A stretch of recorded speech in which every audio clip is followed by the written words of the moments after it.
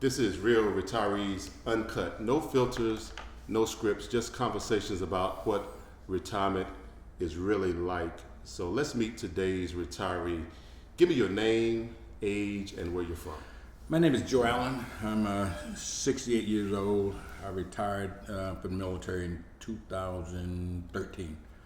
Okay, and when you retired in 13, did you continue to work or that was completely it? No, I worked about 2 years after I retired from the military. Myself and former Sergeant Major Army Jack Tilley, we did some consulting work for a while, and my wife took ill from ovarian cancer, and that was the end of me working. I devoted the rest of my time to taking care of my wife, and that was more valuable to me at the time than money. And so that was the end of me working completely. Okay, yeah, sorry to hear that about your wife. Appreciate it. So you said when you retired and you retired from the military, how long were you in the military? Almost 40 years, almost 38 years rather. Almost 38 years. But it was time. You know, it was one of those times they said, when it's on this time, it was time. I'd before my wife got ill, I did a 12-month tour in Iraq, came back, did a 15-month tour in Iraq, went back again, did a 60-month tour in Iraq. And had I known what I know, I probably would have retired earlier. But General Austin asked me would I do another deployment with him, and because the respect I have for him, I did another deployment with him. So that was 16 more months downrange. Okay. So now that you're retired completely, what does a typical day in your life look like from the time you get up in the morning until the time you go to bed? Just kind of run me through your normal daily routine. You know, that's a great question, but kind of funny. I'm laughing about it because I just got off the phone with a friend of mine. He said, Joe, getting up today, it's about making doctor's appointments. So I got a lot of doctor's appointments and things like that on my schedule that I do, and just whatever I feel like doing or wherever I feel like going is kind of what I do. There's no necessarily a rhyme to reason for it. It's just whatever I feel like doing that day. But I enjoy it. I get a chance to sleep a little later during the day, so that's kind of the way I conduct business this day and time. So really no set schedule, just kind of do whatever it is on the agenda that whatever's you want to do. On the agenda. If I feel like hit some golf balls today, I'll go hit some golf balls or hit the gym or just whatever I want to do. So, speaking of hitting golf balls, what do you enjoy most about retirement? Well, one being retired. I would tell you that I remember as a first sergeant in Germany, I had a young man that was he was a staff sergeant, and he was almost at his RCP, and being overseas and then coming back and having to retire, and he had a family, and they brought him to my office one day because he smelled like alcohol on duty, and I come to find out that what this young man's problem was is that he was scared to death about getting out of the military, being overseas, and have a family to take care of, and had no idea what he was going to do next. And that was terrifying to him. And he started drinking quite a bit. So I took him out of the job that he was in, and I gave him another job in the headquarters, just kind of working in supplies, some things like that, just to kind of settle it down. And we went on to help him do whatever we could from where we were then in Germany to help him transition from Germany back to the States. And it was only about 3 months later that I received a call saying that he died of a massive heart attack. And I'm convinced to this day that was stress, because he was concerned about getting out of the military and not knowing what his next move was going to be. So, and that to this very day, I'll never forget that as long as I live. So retiring from the military, it could be stressful. It could be really, really stressful, especially if you're not prepared to do so. So are you saying you enjoy most not having to deal with those type problems, or just not having the stress of the military? No, not really. I enjoyed what I was doing in the military. I guess I look at it as there's life after the military. That's where it's just another transition. That's where I look at life, beyond the military. Yeah. So when you knew that you were getting ready to retire, maybe a year or so out, even before then, what was your approach to savings along the way? How did you plan for today as a retired person now, looking back? How did you plan as far as savings, and what was your savings strategy? Well, that's another great question. I'm going to go the long way around and talk about saving, but Okay. Here's what I did with my two sons one day. I heard them having a conversation with themselves, and they were talking, well, when I get grown, I'm going to have this kind of house. I'm going to have this kind of car. My car's going to cost it. I'm listening at them. They didn't know I'm listening. There's another room. I'm listening at them. Mm-hmm. Talking about all these grandiose things they're going to have once they grow up. Mm-hmm. And I got up and I went to the store, and I had a $20 bill, and I got, I took $18 in $1 bills, and then another $2 in quarters and change and whatnot. And I gave both of them $10. Mm-hmm. And I said, okay, let's play a game here. I said, you want a house that costs this much, okay? So every dollar is $1,000. That's why I played with the game. So okay, you want a house, okay, that house would probably cost you $200,000. So give me, your monthly payment will probably be $1,000 a month. Give me $1. Mm-hmm. And so we kept playing the game, the cars, the insurance, and the phone, that, on and on and on. And then they found out, because whatever they kept out of that money was theirs. Right. And so as they figured out that they're losing money, they started to plan a career on the cheap, because they wanted to keep the money, you see. And so something, no, you got to have this if you're going to live in a house. And next thing I know, I had all my money back. Okay. And so that was my strategy, teaching them, you can want all these things you want, but if you don't plan for it, you're not going to have them. Mm-hmm. And that's kind of the way I grew up, with that mindset, but it was a good game to play with them at the time. Right. So to get back to your question, I guess my strategy was pretty much the same as most people. Put as much money as you can away in the bank. I wished at the time, that's when I started that I knew more about or executed a plan of more investment than I did. Mm-hmm. But it turned out fine. Financially I was good. My wife was good with money, so we was able to do okay. So what did you use during that time as your primary savings vehicles? I'm assuming the TSP. Were there any other things that you used as savings vehicles? What was the name of the Fidelity? Okay, we invested in Fidelity. Yeah, okay. what's this in Fidelity? And that was mainly mutual funds? It was. Okay. Yeah. All right, so let's shift gears for a minute. Now that you're in retirement, what are you using as your primary sources of income to sustain yourself from month to month or year to year? Listen, my mom told me when back here a couple years ago, she told me, she said, she called me Rennie. She said, Rennie, she said, don't spend the rest of your life saving money and packing money away, and then you lose your health or you pass away and have people fighting over your money. Mm-hmm. She said, spend your money on you while you have your health and you can do it. And she had to put in her own shameful plug. She said, but spend some of it on me too now, So that was mom saying, hey, spend your money on you while you can spend it on yourself instead of packing money away. And that made sense to me. Right. So I spend some on mom, or spend the rest on myself as I see fit, whatever that might be. Yeah, and where are those sources of income coming from nowadays? Oh, retirement. Most of my retirement, my Social Security, disability, those kind of things. So yeah. Okay. Pretty standard for most military retirees. Yeah. Yeah. So you mentioned saving versus spending. Have you found it to be a challenge to go from over the last 40 plus years of saving to now having to flip that switch and go to a spending mindset? Has that been a challenge? A spending mindset? Yeah, because often I hear people say, I've saved so much. All I'm programmed to do is save. Now I no longer need to save, and it's time for me to start spending some of this money, and they have a hard time spending as opposed to saving. No, that's a great point, because you're absolutely right. Mm-hmm. Once you start to save money like that, that does become the norm. And there's nothing that I need, there's nothing that I need, so I don't just throw money away just because. I mean, I wasn't raised like that with money, Right. you know, because we were raised with no money, Okay. you know, dead broke, you know. Yeah.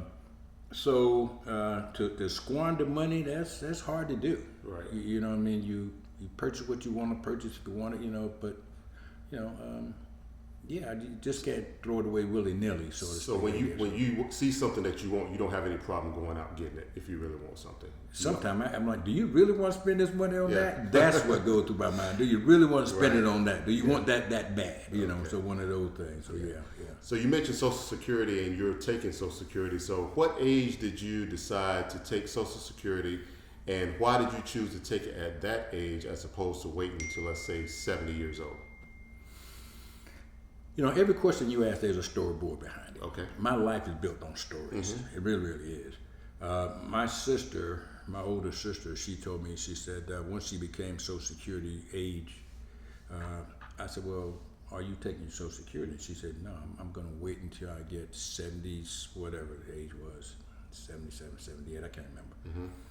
And I'm looking at her, but she's at the age where she could have Can't gotten take it it, right right. there. Yeah. And I'm listening to her, and I say, did God call you personally and tell you that you're gonna make it to? So why would you leave your money on the table like Yeah. that? You see, so as soon as it was time for me to, you know, to draw my Social Security, I took it. It wasn't well, if I wait another 3 years, I could care less, man. I might not make it. You know what I mean? So it's my money. You know, we put that in, and that's what I, you know, really have a problem with to this day, especially with the government. You know, they want to, those guys and gals, they want to get their hands on your Social Security, and that's your money. It's not theirs. You see? So And I've it got could a very big well problem be with by that. design, because if you think about it, I mean, if you don't live to Social Security age, then who keeps all that money? My wife died before she was Social Security age. Yeah, And, prime I example. can't draw that money. Yeah. My sons can't draw that money. You see, so Yeah, great example. Yeah. Since retiring, what has been your biggest challenge or your biggest surprise? Anything that happened that you didn't expect, or anything like that, as far as challenges or surprises?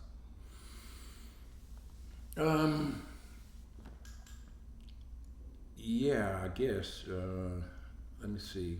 I found myself at 5 months after my wife passed away. I found myself for the first time in my life having to go through surgery without her at my side. Okay. And I remember every time I would have had to, ever since I had any kind of surgical, anything going on, surgery of any type, she would always be there holding my hand. She called me my paratrooper. She always called me my paratrooper. And for the first time was in 2017, I found myself at Walter Reed 5 months after her passing. I found myself at Walter Reed having prostate cancer surgery. And I remember as they were wheeling me down the corridor to surgery, I remember, you know, thinking to myself, you know, that for the first time I had nobody. Right. I mean, that's the first time in my life I felt totally alone, totally by myself, right, was then. And the only thing I could do is say, you know, ask myself, Lord, are we okay? Yeah. You know, I lost her, now I'm going through something to do with cancer, you know. And so yeah, that was big challenge. Yeah, that set me back. I mean, I was on my heels for a while there, you know. So yeah. Any other surprises? Anything that happened that you didn't expect other than that medical challenge? Any surprises about retirement itself? Something that you didn't see coming? Not that I can think of off the top of my head that I didn't see coming. No.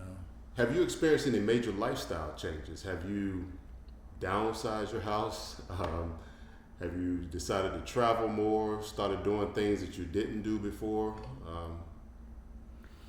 My whole thing now, downsizing. Matter of fact, I had people that asked me and said, Joe, are you gonna stay in that big house by yourself? And my response was always the same thing. I said, listen, I'm paying for this pile of bricks, so you know I'm gonna stay right here, right where I'm paying So for. no downsizing. Yeah, downside. I love space, man. Yeah, so yeah, so no. But no other major lifestyle changes? No, not at all. Okay. No. Have you picked up any new hobbies, new interests, new skills? Now that you have all this time on your hand, have you found something else that you like that you never thought that you would do before, as far as a hobby, skill, or interest? No. First of all, I think I'm the smartest guy I know. So I'm not interested in learning a whole lot of, Okay. not a whole lot of anything more, Yeah. man. But I'm just kidding. But not really. I mean, again, I do whatever I want to do, whatever I feel like doing.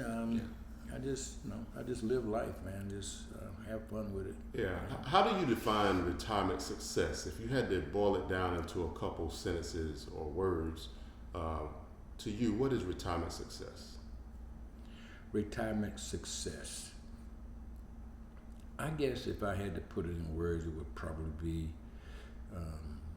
minimizing financial, not risks, but financial worries. Mm-hmm. I'll put it like that. Financial Yeah. worries. If you can retire and not spend most of your days worrying about how to pay the rent or how to pay the utilities, I think that if you can do that and you got your family, I don't think you can ask for much more than that.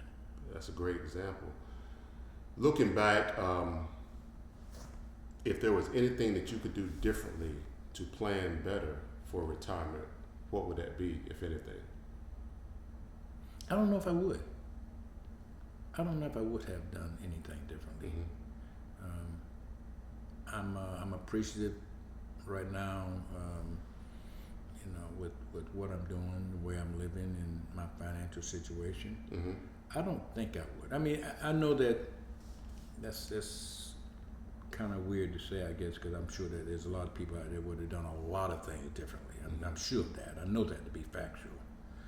But you're talking to a guy that came up with I had 7 brothers and 3 sisters, Mm-hmm. and I came up on the farm, so everything was scarce. Right. So you see, it never took much to satisfy me. I'm good. You know what I mean? Like, you learn how to do a whole lot with less, and I am so glad that I came up the way I did. Yeah. Because So that managed my expectations as an adult as well. yeah, and anything that you have is probably more than you've ever had. Oh, Along the way. absolutely, absolutely. And not only that, the military was always something I always wanted to do. From the time I was a child, a really young man, I knew I was going to be a soldier. That's all I wanted to do. Yeah. So, yeah. Tell me one thing that you're glad that you no longer have to deal with. If there's 1 or 2 things that you say, man, I'm glad I don't have to deal with that anymore, what would that be? Wow, that's a tough question. What would it be? I don't know, that I don't have to deal with. I talked to a guy last week, he said traffic. I don't have to get up and do the traffic anymore. I don't have to worry about an alarm clock. Just anything that you could think of that you no longer have to deal with. Well, okay. Since you put it that way, I guess when I make doctor's appointments, or if I do everything I can to control the time that I go. Mm-hmm. I don't like being in the rush hour traffic, either coming home or in the rush hour traffic with people trying to get off work or trying to go to work in the morning. So anytime I can plan in between people's goings and comings, that's exactly what I would do. So that will probably be as close as I can come to answering that question. Yeah. If you had to give advice to anybody that's maybe 1 to 5 years from retirement, what would that advice be? Maybe something that we have not covered. Just, somebody that's approaching retirement. What good advice could you give them? To one, recognize that if that's your plan, that recognize your plan to retire within the 5 years or so. Mm-hmm. And if you haven't started already, that you need to get started, especially if you know that you're going to be out of the military within 5 years. And in 5 years, you may be behind the curve on getting started as far as planning to retire. But definitely not incur any more debt than you have to. Yeah. Getting out of the military, retiring from the military is like a lot of things you've already experienced in the military. When you have to move to go to a new assignment, that's something you have not done before, Right. or to that particular place before. And so there's always surprises. So once you retire, most people, there's always something going to pop up that you didn't expect to pop up. So you have to be prepared for the unexpected because it's going to happen. Okay. So, All right. Well, I thank you very much for your time and appreciate Absolutely. all the advice as it could apply to military and to someone that's in the civilian sector approaching retirement. So again, thank you very much. Please like, share, and subscribe.